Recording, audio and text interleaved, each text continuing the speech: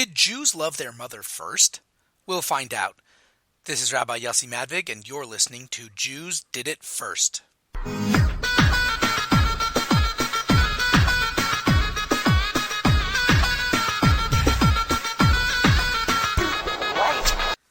Thanks so much for tuning in. Don't forget to subscribe, hit the notification bell if you're listening on YouTube, or, definitely if you're listening on iTunes, subscribe, and you'll be updated whenever there's a new episode. I apologize that there was no episode on Thursday. Things were a little hectic this week, and I couldn't get to it, but it actually works out perfectly because my episode was going to be Mother's Day related, and here you go, it's coming out on Mother's Day, so it doesn't get better than that.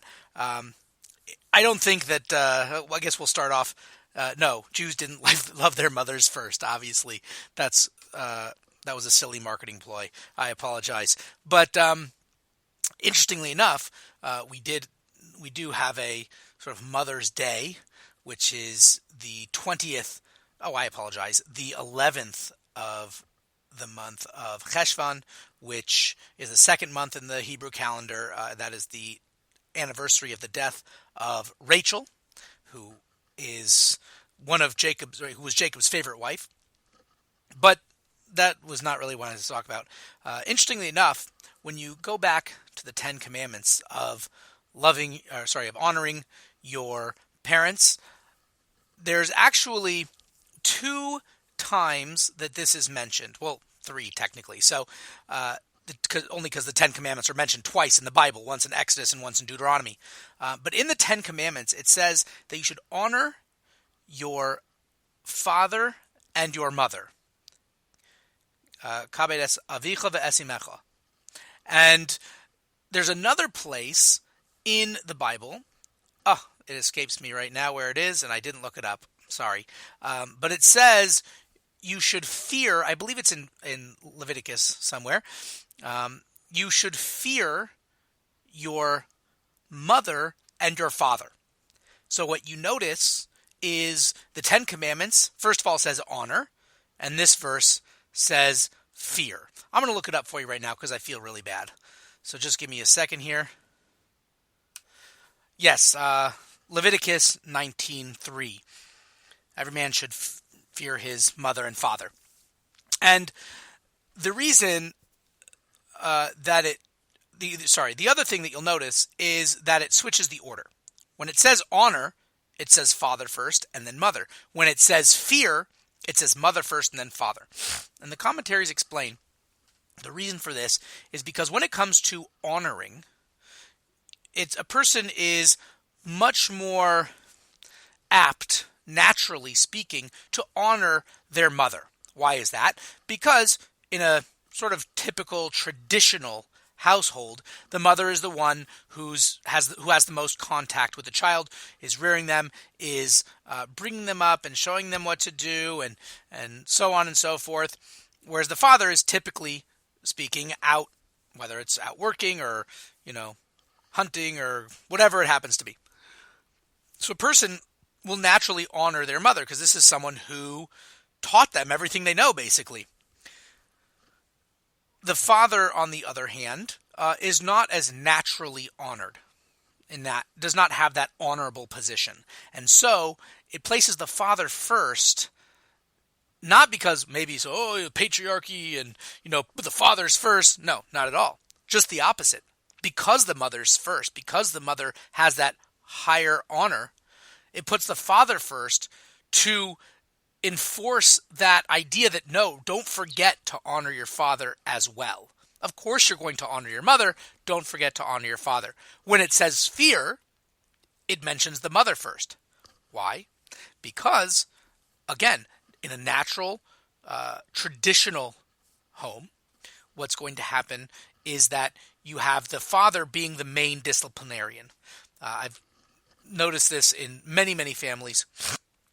Typically speaking, now it's not always true, obviously there's exceptions to every rule, and especially when you're talking single-parent households, things get all out of whack. But in a normal, traditional household, what tends to happen is the father tends to be more disciplinarian, and that's because men are, anyway, more aggressive usually, and we're going to get into that. But the thing is, because of that, you would naturally fear your father. The image of the mother saying, just wait till your father gets home. So the child will fear the father more so than the mother, because the mother is someone who he honors, who he loves, who he cherishes and adores and helps him and, coddles him sometimes. And, when dad's being mean and saying, oh, you're grounded, or you can't do this, or how dare you, or how could this happen, the mom's like, oh, shush, honey, he's just being a little boy. So what happens there is that it places the mother first to remind you, don't forget to fear your mother as well, because the mother should also play this role to a certain extent, and should be honored, should be feared, should be respected. So that's one thing that I wanted to talk about. The other thing I wanted to talk about was, in a certain sense, piggybacking off of the last two episodes. I don't know if I didn't want to call it a Me Too Part 3, but I wanted to speak about the woman's role in Judaism just a little bit more, sort of expounding on a couple of things more so than I was able to in the past. One thing that is very interesting is the idea that man and woman were actually created as a single entity. When you look in the Bible, it says that, God created Adam, he created man, and then it says he created them. So what is it? Did he create a single being, or did he create two single beings? And the commentaries explain that actually, when God created human beings, he created them as one single entity. Everything else he created a male entity and a female entity. But with a person, he made one thing. And in the end, he decided to split them apart. And something that actually just struck me is that I was going through Pirkei Avos in the summer. It's customary to learn the ethics of our fathers, which is a segment of the Mishnah. I've explained what the Mishnah is, sort of a Jewish halachic, a legal body of work. And, I think I might have said before, I don't know if I did or not, but when we discussed how women are sort of on this pedestal, so to speak, spiritually in Judaism, one of the things that I mentioned was, or I hoped I mentioned, I'm not sure, I'd have to go back and listen, but is that everything was created in the 6 days of creation sort of on a hierarchy, right? You start from the very basic stuff, light, dark, water and land, and then all the things that are created progressively more complex, right? So you had buggies and fish and regular birds, and then regular animals. And so you have this kind of going up and up, inanimate objects, plants, and then animals, and then even the animals themselves kind of going on this hierarchy from less complex to more complex. And finally you hit man. And then what happens is the woman is created from the side of man. Okay, so if you go with that, the woman seems to be the pinnacle of creation. Well, something else just struck me today as I was doing Pirkei Avos with my children. And it mentions in the very first Mishnah of this week, this Shabbos that we did today, was that it says that the world was created by 10 utterances. Right? Ba'asar mamares nivra ha'olam. Now, this is a common thing. I knew about this. What I didn't know, I never really, because I guess I just didn't care, but what are those 10 utterances exactly? I just didn't want to go through, because God says a lot of things during the 6 days of creation. So what exactly count as the 10 utterances? And so the first one is Bereshit bara Elokim, that in the beginning God created the heavens and the earth. And the second one is let there be light. The third one is there should be a firmament, let there be a sky. The fourth one is that he should gather the waters, should be gathered and leave dry land. The fifth one, I'm sure there's different opinions on what the 10 utterances are, but we'll go with this, because this is, you'll see why in a second.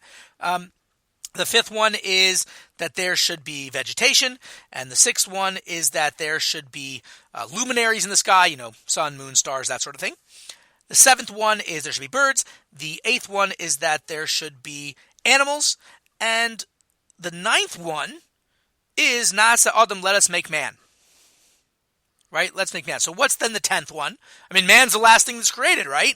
The next one is E'eseloi ezer kenegdoi, Hashem said, I will make him a helper, referring to Eve.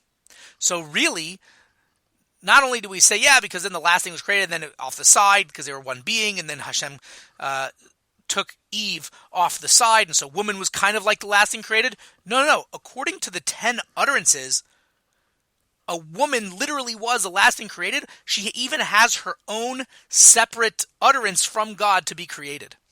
Of the general 10 utterances that created the entire universe and everything in it, woman is the last sort of the crescendo of all of creation. I thought that was really something fascinating.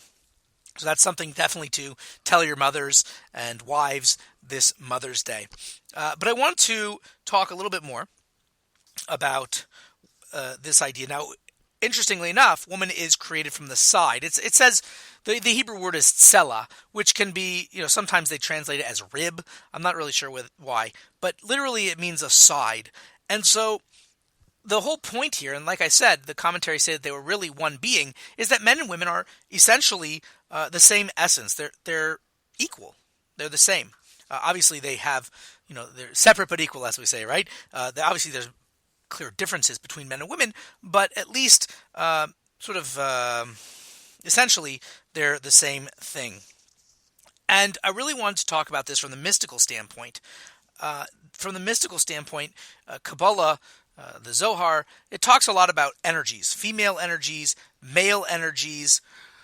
And the male energy is usually seen as a giving energy, and the female energy is the receiving energy. And you find this all throughout nature. Yin and yang, this giver-receiver thing is all over nature. And it's even this energy force is manifest in our physical appearance, right? In our reproductive organs, for instance. And so you have this paradigm as the man being the giver, or the male energy being this giving energy, and the female being the receiver. Excuse me. And this is why God is usually referred to as He in the prayer books, because God is often, especially in the context of prayer, is the one bestowing goodness or kindness or love or health or whatever upon us, and we act as the feminine receiver of these blessings. Now, obviously, God is neither male nor female, and in some instances, God's presence is referred to as female. For instance, that term that's usually used is Shekhinah, which means His resting or His presence, and that is, for instance, used to refer to the godliness present on Friday night, on Shabbat, on the Sabbath. So there is a lot to be said about this whole divine energy and male and female. I'm not going to get too far into it because, there's discourses upon discourses written on that. But the point is that there's that, just like you have the physical male and female, you have also these two unique energies that are dependent on each other, really. Each one needs the other. A good example would be like, the mind and the heart. What do you need more, a mind or a heart, a brain or a heart? They're both incredibly vital, and neither one can survive without the other. They are, unique energies, male and female, and it's almost like asking which is better, red or blue. It's a silly question. They're two different colors. They're different. They're unique, and each one, depending on your preference, I guess. But the question itself doesn't really make sense. Neither one is objectively better than another.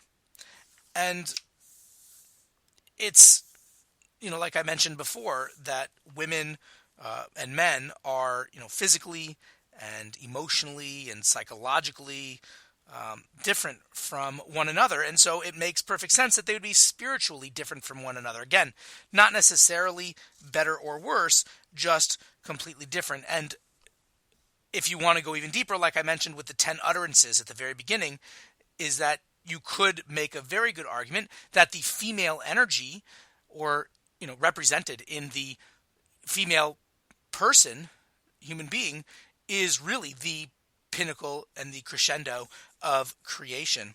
I want to mention briefly just some mitzvot that are incumbent upon women.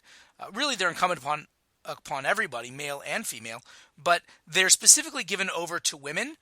And we'll see why, but they're specifically in the realm of women, so to speak, at least traditionally speaking. And those are, number one, challah, which we sort of colloquially refer to as, the bread that we have on the Sabbath.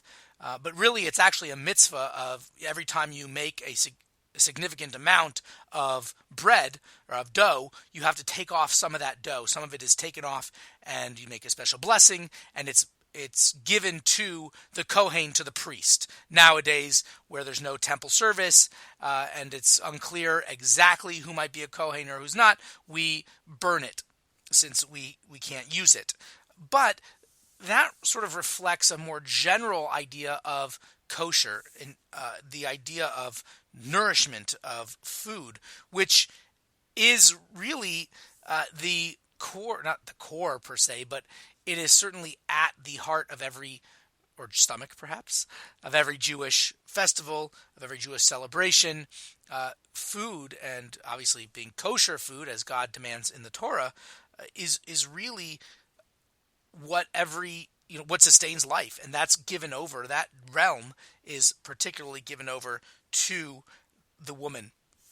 There's also laws of family purity, or nida, menstruation, and all the laws that are incumbent upon that. And even though they affect the male also, whether or not the husband and wife can be together, how they can interact with one another, that is given over primarily to the woman. Sort of absolute autonomy over what's going on. And what happens is, they go into, when a woman becomes ritually pure, we'll say, she goes into what's called a mikvah, a ritual bath, to become permissible to her husband again. This has nothing to do, by the way, with being considered dirty or filthy or anything like that. It's just a spiritual state. One way that I've heard it described, my wife mentions this a lot, is that what happens to a woman every month is you have the potential of life. And when you menstruate, what happens is that is the loss of a potential life. And therefore, what the most impure thing, the most spiritually impure thing that is mentioned or discussed in the Bible is the impurity of a dead body. It's called the avatum. It's the granddaddy of all tuma, of all impurity. And so death is this massive impurity. This puts you in a state, or puts the body in a state of ritual impurity. And so therefore, when there's this loss of potential life, the woman then enters this state of ritual impurity. Now, it's not nearly the same as that of a dead body. I mean, we're not talking that level of impurity. It's actually a much lower level of impurity. But nevertheless, she does take on this state. And in fact, when a man has a similar secretion, obviously it's a little bit different, there is at least spiritually a similar idea. In fact, there was a time when the sages had implemented a law where the man would have to go to mikveh as well, to this ritual bath as well, every time he had an emission of seed. This was done away with because, whereas women tend to be on a quite regular cycle, and at most, generally speaking, they're going to go maybe once a month. For a man, that could be a little bit more cumbersome sometimes. So eventually it was done away with. But I thought it was worth mentioning as well. The final one that is really given over to the realm of women is actually a rabbinic injunction, and that is that of the candles that are lit on Shabbat and Yom Tov. And they again, it's not just about the candles themselves. It's about this ability of adding light to the world. Lighting the Shabbos candles every Friday night is, in a certain sense, a preview of the world to come. So it actually sheds light on the future redemption and allows us to have a taste of what will happen in the Messianic era. And that is given over to women, even though, officially speaking, and many people don't even realize this, lighting candles on the holidays and on the Sabbath is also incumbent upon men. In fact, if a man is alone, what should he do? He should light candles. But typically speaking, the woman of the house will light the candles. And so if a man is single and he's living in his own apartment, he should light his own candles. But if he's staying somewhere else, typically speaking, the woman of that household will light on behalf of him as well, because the woman is giving that light and warmth to the world. And like I mentioned earlier, that the Sabbath has this very feminine divine energy to it. And I was going to say something else along those lines, and I totally lost my train of thought. So perhaps we'll call it an end there.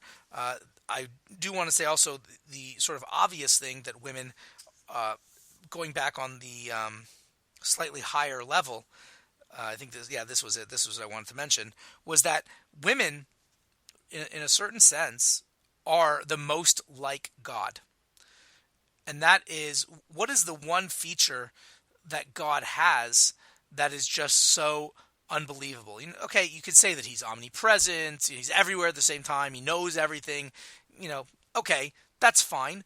But the truth is that those are really, in a certain sense, just an extension of quantity as opposed to quality. Like, we know stuff, God knows everything. We can be in a place, God can be in every place.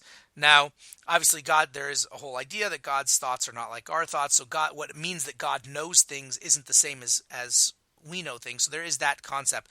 But when you think about it, God has one feature that is absolutely not found in any way, shape, or form in this world, and that is the ability to create something from nothing. God can there's just nothing, and boom, God creates. In a similar way, the woman has this ability, that from her womb, from almost nothing, a little drop, microscopic nothing, comes a human being, comes another life, a separate living entity. And there's absolutely nothing more miraculous than that. And anyone who has ever had children and has witnessed this whole process, you're just utterly amazed. And thank God we have 7 children, Kinahara, and every single time it's an absolute miracle, and I don't know how she does it. But that is a little bit. There's so much more that I really want to discuss, but I think after 2 episodes, or now almost a 3rd episode on women, you're probably all prepared with lots to say to your mother or wife or whoever.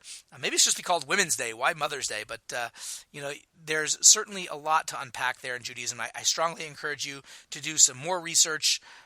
There's actually a really good book. I'll plug my friend's book because why not? He's not paying me to do it, but I think it's such a great book. It's called Pillars of Faith by Pinchas Taylor, Rabbi Pinchas Taylor. He is a fantastic young scholar, a good friend of mine from my yeshiva days, and I strongly suggest getting that book. It's there's a subtitle, is A Reasonable Approach to the Foundations of Judaism. So check it out. Sometimes when I'm too lazy and I don't want to look up where a source is, I'll just look in his book if he mentions it, and I'll look at his footnotes just so I can go and find where the source is, so I don't have to go scouring through the book. So sometimes he does some of the work for me, and I really appreciate that. So I definitely don't mind plugging his book. Buy it, help him out, and it'll be great. So I didn't want to mention a Devar Torah at the end of this one. I felt that this one was, I thought, very Torah heavy, and so I feel that the Devar Torah, the weekly Torah insight, has been fulfilled. Although I will mention that next week I may not have, or this coming week I may not have a podcast because we're going away for the holiday that's coming up next weekend, the holiday of Shavuot, the giving of the Torah. I do have actually a planned episode for that on Shavuot because it's something that relates to a Christian practice that, of course, Jews did it first. But for what that is, you're going to have to stay tuned for the next episode. I'll try to get to it this coming week, but with all the appointments and working and packing and so on and so forth, I may have to skip, but I'm going to try my darndest. So thanks so much for tuning in. Please continue the conversation either on the Facebook page, Jews Did It First. You can tweet me at Oswego Rabbi. You can email me at rabbi@jewishoswego.org, or is it jewishoswego@gmail.com, whichever one I usually give. It's all the same thing. It all goes to the same place. And of course, you can comment on the YouTube comments below. So be well and have a great week and a happy Mother's Day.